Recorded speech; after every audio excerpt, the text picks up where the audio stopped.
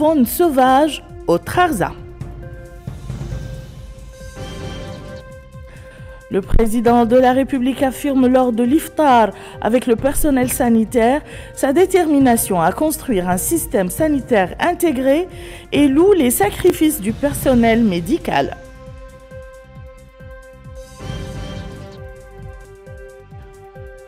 Le ministère de l'Intérieur abrite la réunion préparatoire de lancement de la campagne de sensibilisation sur le visa Schengen.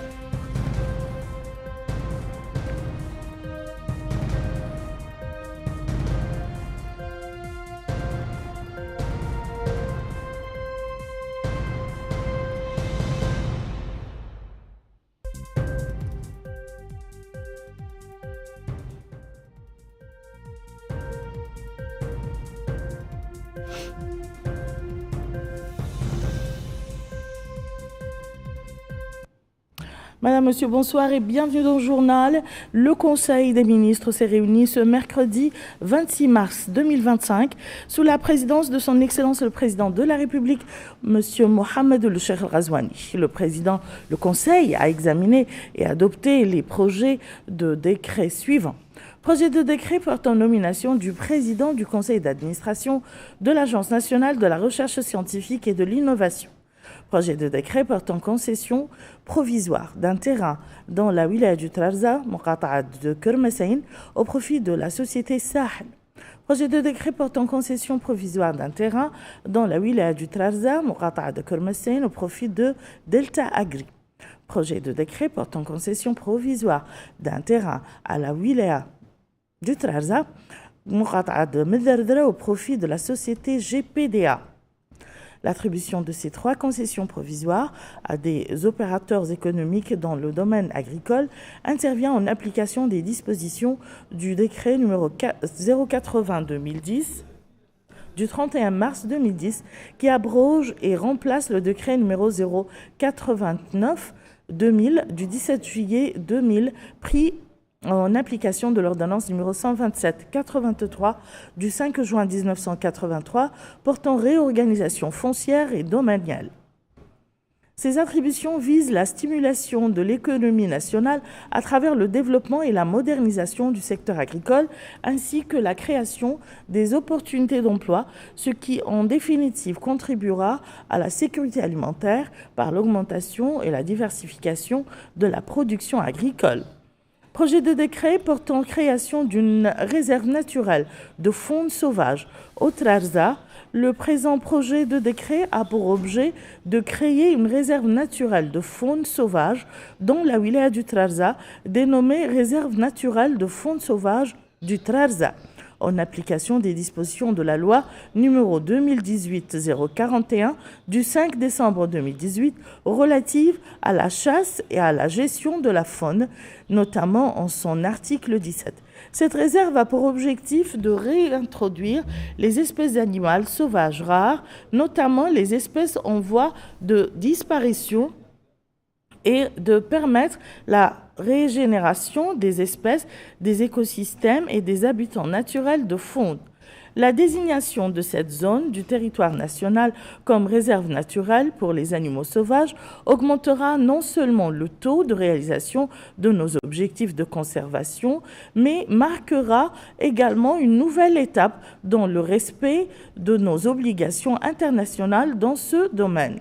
Le ministre de la Justice, ministre des Affaires étrangères, de la coopération africaine et des Mauritaniens de l'extérieur par intérim, a présenté une communication relative à la situation internationale.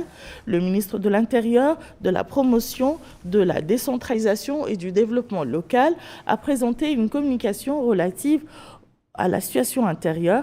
Le ministre de la Santé et le ministre de la Fonction publique et du Travail ont présenté une communication conjointe sur le plan national de formation continue 2025-2029 au profit des personnels de santé. Compte tenu de l'importance de la formation continue du personnel de la santé en tant que facteur fondamental pour améliorer la qualité des soins, cette communication présente un plan national de formation continue 2025-2029 visant à élever le niveau d'efficacité des personnels du secteur en leur fournissant les compétences nécessaires pour accomplir pleinement leur travail. Cette communication suggère quelques mesures nécessaires pour assurer le développement des compétences nécessaires aux ressources humaines de santé pour offrir des services et des soins de qualité aux populations, assurer l'accès équitable à la formation continue pour le personnel exerçant au sein des structures sanitaires, promouvoir la santé de base à travers la mise à niveau du personnel travaillant dans les postes de santé et centres de santé, renforcer les capacités des écoles de formation des paramédicaux.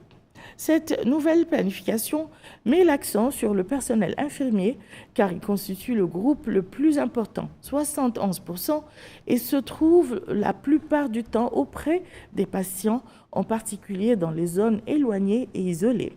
Ce programme de formation comprend également l'ouverture d'un master dans le domaine de la santé publique à l'École nationale supérieure des sciences de la santé. Le ministre de la fonction publique et du travail a présenté une communication relative au plan stratégique national de renforcement des capacités et des ressources humaines de l'État.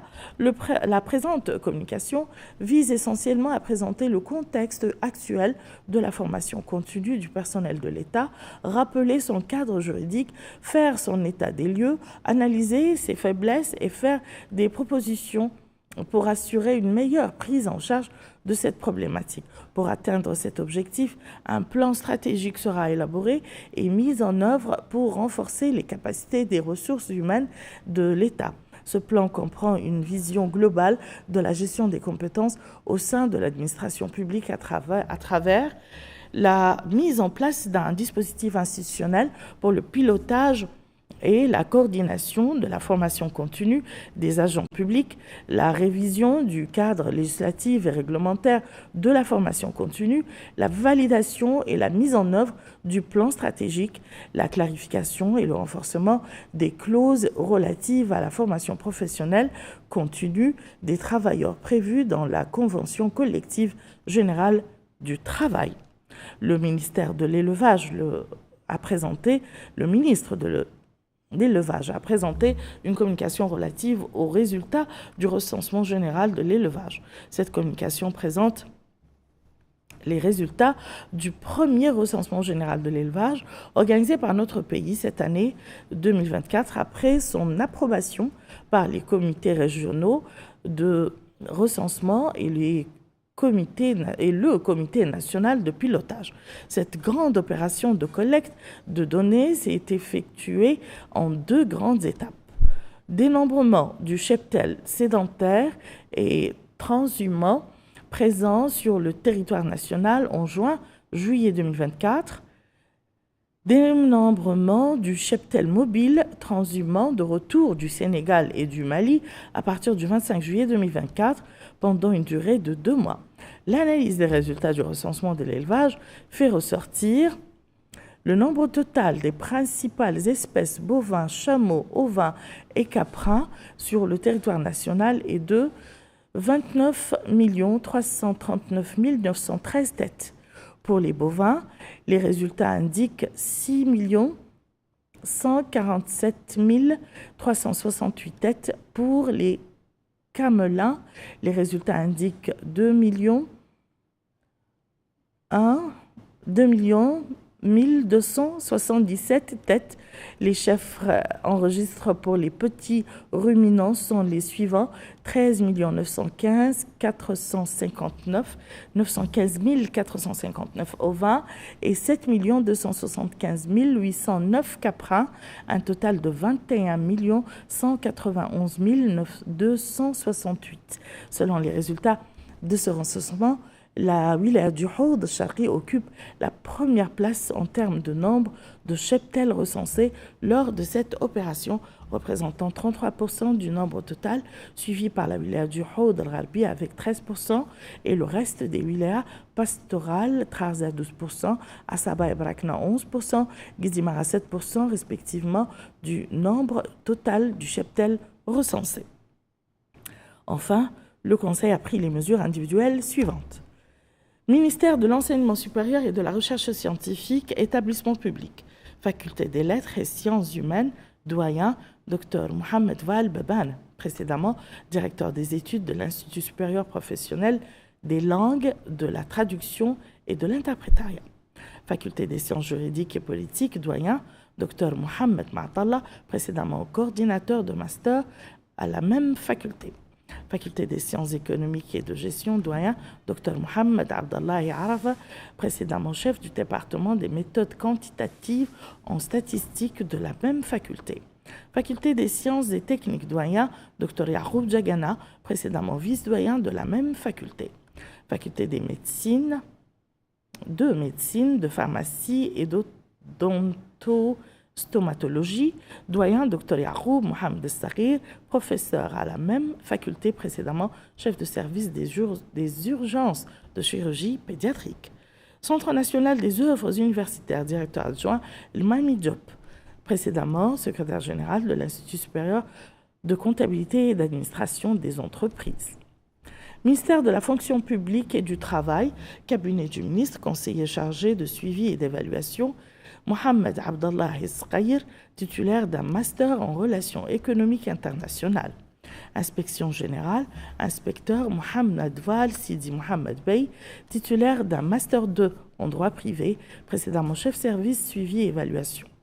Inspecteur Mohamed Sidi, titulaire d'un Master 2 en économie et finances internationales, précédemment chef de division à la direction financière. Inspecteur Aïcha Boutter, précédemment attaché au cabinet du ministre de la fonction publique. Direction générale de la fonction publique, direction de la documentation et des archives, directeur Si Tcherno Saïdou, précédemment au même poste. Direction générale du travail, direction de l'administration du travail, directeur Al-Mustafa Ould Abeid, précédemment conseiller chargé du suivi et d'évaluation. Direction de la prévoyance sociale et migration, directrice Vadimet Toussidiom, titulaire d'un Master 2 en ingénierie financière, précédemment chef service trafic des migrants au commissariat aux droits de l'homme. Le président de la République, M. Mohamed El-Cheikh Al-Ghazouani, s'est joint hier au personnel médical avec lequel il a partagé le menu de l'iftar, autrement dit la rupture du jeûne. Ce geste du chef de l'État à l'endroit du personnel médical s'inscrit dans le cadre de ses efforts visant à renforcer le moral des équipes de santé, à motiver et encourager le rôle central dans le renforcement du système de santé pour assurer une meilleure prise en charge des problèmes de santé des citoyens et obtenir de meilleurs services médicaux. Récit de Bakar Baylaba. L'iftar du président de la République, M. Mohamed El-Cheikh Al-Ghazouani, avec les blouses blancs, s'inscrit dans le cadre des efforts qu'il déploie pour motiver et remonter le moral du personnel médical, encourager son rôle primordial dans le renforcement du système de santé, assurer une meilleure prise en charge des conditions sanitaires des citoyens et améliorer les prestations médicales qui leur sont fournies. D'ailleurs, la porte-parole du corps médical, la sage-femme El Khair Boydjel, a salué les grandes réalisations accomplies dans le secteur de la santé depuis 2019, qui comprennent divers domaines vitaux, qu'il s'agisse de l'amélioration des conditions des travailleurs, de la construction d'infrastructures ou de la fourniture des équipements nécessaires. Il a donné des exemples de ces réalisations qui comprennent, entre autres, le recrutement de 2921 personnes, le doublement des salaires des travailleurs du secteur, l'expansion de l'assurance maladie de 147%, l'augmentation des ambulances de 70 en 2019 à plus de 260 aujourd'hui et l'augmentation des unités d'oxygène passées d'une unité à 19. Il a précisé que ces réalisations comprennent aussi la construction de nouveaux centres de santé, la rénovation et l'entretien de certaines autres infrastructures, en plus de la réanimation gratuite du transport médical et du remboursement gratuit des frais pour les femmes enceintes. Il a présenté une série de doléances, notamment l'acquisition de certains équipements médicaux modernes, des augmentations de salaire, le paiement des arriérés, la création d'un fonds de logement pour les travailleurs de la santé et l'adoption d'un programme de formation continue. Au nom du personnel médical, la porte-parole a remercié le président de la République, M. Mohamed Ould-Cheikh Al-Ghazouani, pour ses grandes réalisations et pour ses efforts inlassables en vue d'améliorer le secteur de la santé dans notre pays pour qu'il soit à la hauteur des attentes des citoyens. Cet iftar est également le couronnement des efforts déployés par le président de la République depuis 2019 pour développer le secteur de la santé. D'autres membres du personnel médical ont également salué les efforts qui se sont concentrés sur plusieurs domaines clés, notamment l'opérationnalisation sur le terrain de la médecine d'urgence, l'élargissement du champ d'application de l'assurance maladie aux groupes les plus démunis, et à cela s'ajoute le renforcement des capacités hospitalières par la construction et l'équipement d'hôpitaux et de centres de santé. Et ils ont en outre salué cet iftar avec le président de la République qui reflète les efforts déployés par l'État pour permettre davantage un saut qualitatif dans le domaine, tant au niveau des services et des équipements que de l'attention portée aux ressources humaines et l'amélioration de leur efficacité. En somme, ces réalisations dans le secteur de la santé reflètent la volonté du président de la République de construire un système de santé fort, intégré et équitable qui contribue au bien-être des citoyens et leur assurer l'accès à des services de santé de qualité à travers le pays. Le président de la République a, dans son adresse au staff médical, énuméré certaines réalisations phares dont a bénéficié le secteur de la santé sur le plan des infrastructures ainsi que les améliorations apportées aux conditions de vie du personnel de santé. Boubacar Belaba revient sur les grands axes de l'intervention du président de la République. Le président de la République, M. Mohamed Ould-Cheikh Al-Ghazouani, a salué les grands sacrifices et les efforts consentis par les personnels de santé sur l'ensemble du territoire national pour assurer les soins de santé et répondre aux besoins des hôpitaux. Il a indiqué que la fourniture de services de santé et l'amélioration de leur qualité, quel qu'en soit le niveau atteint et le coût payé pour cela, restent négligeables par rapport à l'importance de la santé des citoyens et de sa préservation. Il a souligné que la santé joue un rôle fondamental dans le développement dans tous ces domaines, que ce soit au niveau des ressources humaines ou au niveau économique et social. Le président de la République a déclaré que la crise du Covid-19, une expérience tragique vécue par le monde entier, à laquelle notre pays a pu résister grâce aux efforts concertés de tous et au sacrifice du personnel médical en général, nous a enseigné beaucoup de leçons. Notant dans ce contexte les sacrifices des médecins mauritaniens travaillant à l'étranger qui se sont souvenus de leur pays pendant cette pandémie et ont été en contact avec le ministère de la Santé et les institutions médicales pour aider leur pays dans ces circonstances difficiles. Il a ajouté que tous les citoyens ont contribué à ces sacrifices, qu'il s'agisse d'hommes politiques ou d'acteurs financiers et économiques, notant que ce qui s'est passé à l'époque était une épreuve de solidarité et démontrer la maturité de notre société, qu'il s'agit de ceux qui travaillent dans les services de l'État en général ou de ceux qui travaillent dans le secteur privé ou de notre diaspora à l'étranger.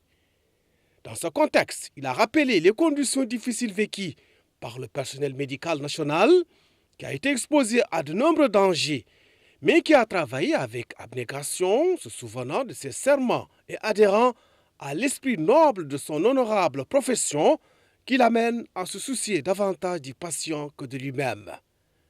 Il a déclaré que la pandémie de Covid-19 a renforcé sa détermination à améliorer les performances de nos établissements de santé et travailler à l'amélioration des soins de santé pour bâtir un système de santé intégré et complet, soulignant que notre pays a accompli de nombreuses réalisations dans la construction d'infrastructures et l'amélioration de la capacité d'accueil des établissements hospitaliers.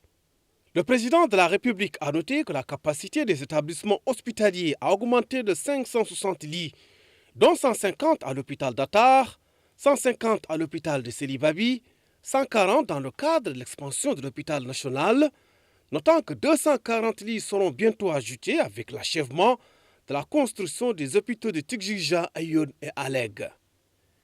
Il a ajouté que les équipements médicaux nécessaires ont été acquis, que des médicaments de qualité ont été mis à disposition et que les méthodes de transport ont été améliorées grâce au renforcement du système de transport médical d'urgence qui est passé d'environ 70 véhicules en 2019 à 270 actuellement, avec 92 véhicules supplémentaires à acquérir cette année.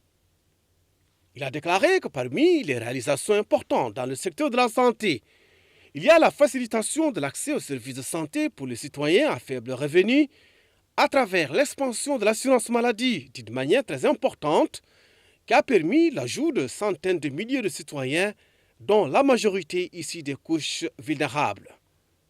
En plus de l'adoption d'une loi permettant l'accès à l'assurance maladie pour les parents, les veuves et les personnes ayant des besoins spécifiques, le tout dans le cadre des efforts du gouvernement pour l'assurance maladie universelle à l'horizon 2030. Il a précisé que ces réalisations comprennent la réanimation gratuite, le transport médical et la gratuité des soins pour les femmes enceintes. L'acquisition d'appareils et d'équipements de pointe doit s'accompagner de ressources humaines hautement qualifiées et de bonnes conditions de travail, notant que plus de 2920 personnes de différents niveaux ont été recrutées, ce qui représente 25% de l'ensemble des travailleurs du secteur de la santé. Afin d'améliorer les conditions des travailleurs du secteur de la santé, le président de la République a déclaré que leurs salaires ont été doublés par une mesure exceptionnelle, en plus de bénéficier de toutes les augmentations annoncées en faveur des fonctionnaires et agents de l'État. Le président de la République s'est dit conscient de l'urgence de réaliser davantage dans tous ces domaines, tant au niveau des conditions de travail que des conditions de vie des personnes chargées de la santé des citoyens, soulignant sa détermination à redoubler d'efforts pour surmonter tous ces obstacles. Il a appelé le personnel médical à se montrer à la hauteur des attentes des citoyens, en faisant davantage pour améliorer leur santé, en veillant à l'assiduité, en répondant rapidement aux demandes d'urgence, en faisant preuve d'humanisme dans le traitement des patients et en entretenant les équipements. Le président de la République a exprimé ses remerciements et sa reconnaissance à l'ensemble du personnel de santé dans tout le pays, ainsi que sa joie de partager cet iftar, précisant qu'il ne ménagera aucun effort pour les aider dans tout ce qui contribuera à l'amélioration de la qualité de notre système de santé.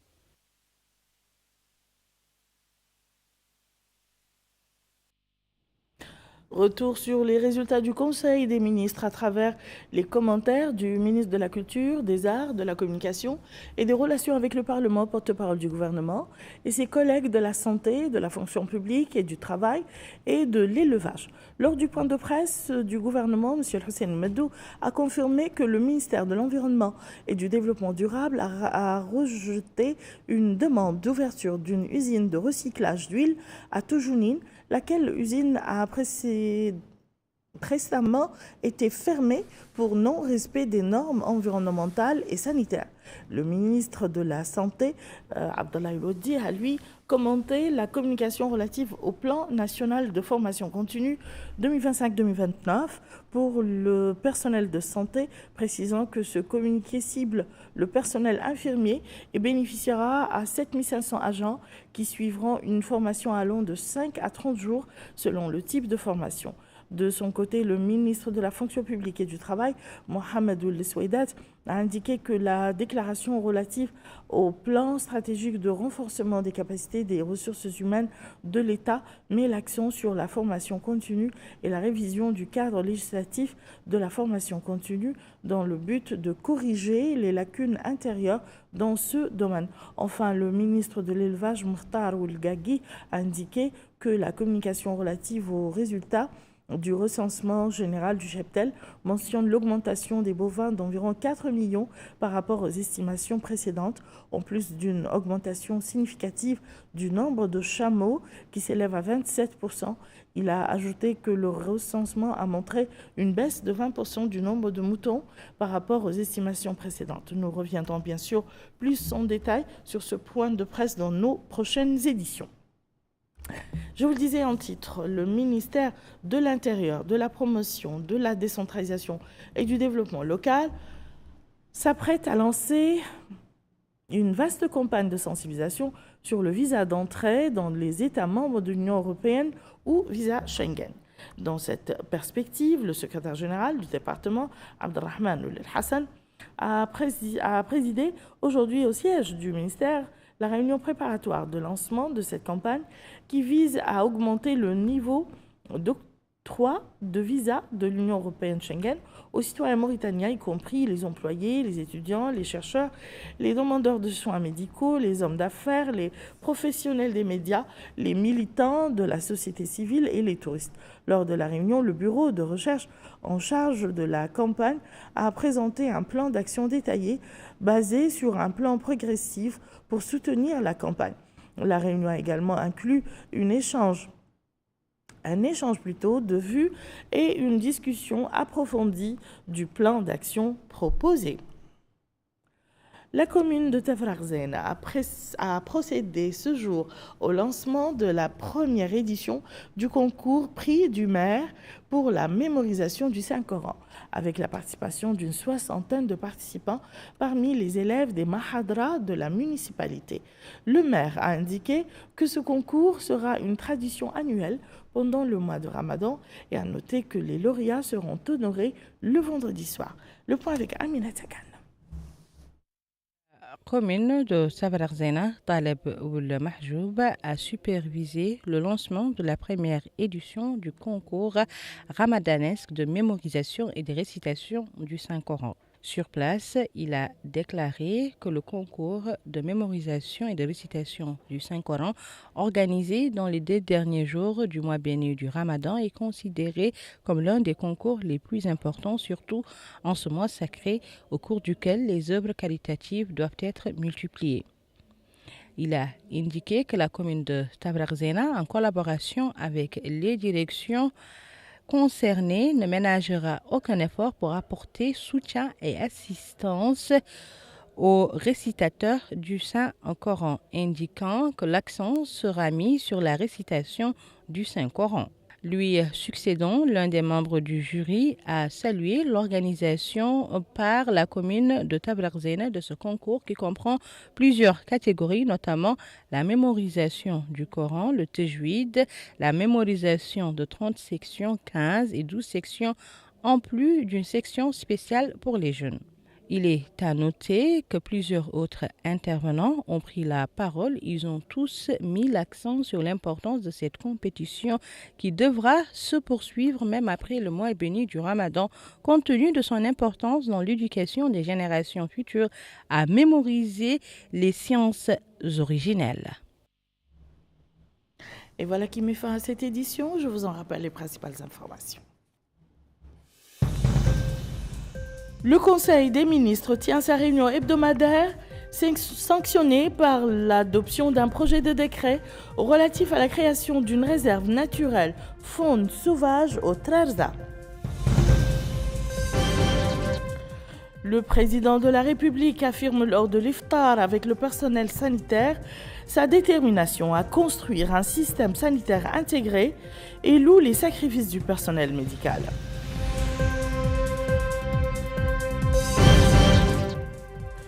Et le ministère de l'Intérieur abrite la réunion préparatoire de lancement de la campagne de sensibilisation sur le visa Schengen.